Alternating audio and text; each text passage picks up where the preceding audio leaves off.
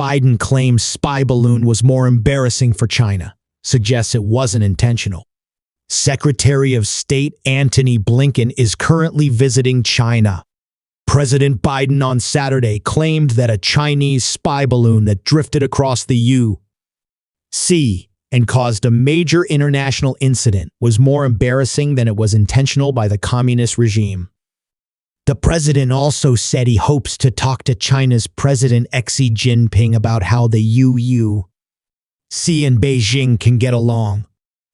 Biden was asked whether Secretary of State Antony Blinken can ease tensions with China as part of his trip to the country.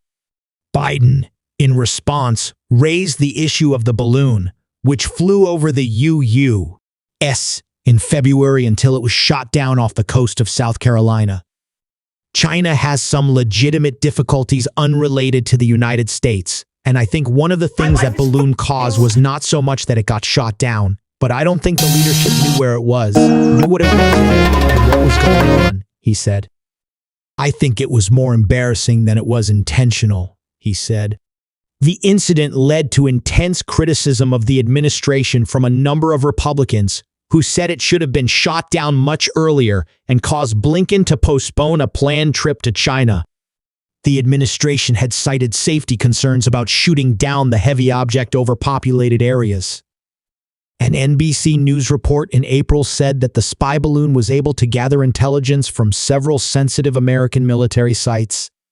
The Pentagon later said it could not confirm that there was any real-time transmission of data.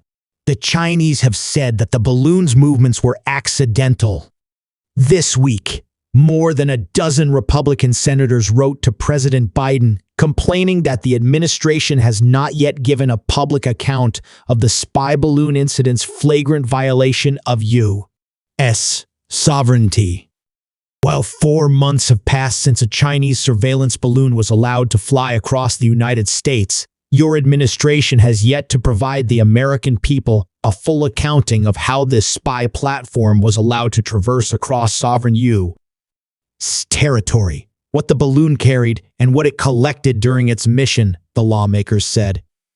On Saturday, Biden said he hoped to meet with Xi and discuss areas of potential cooperation between the two countries. I'm hoping over the next several months, I'll be meeting with Xi again and talking about legitimate differences we have, but also how there are areas we can get along.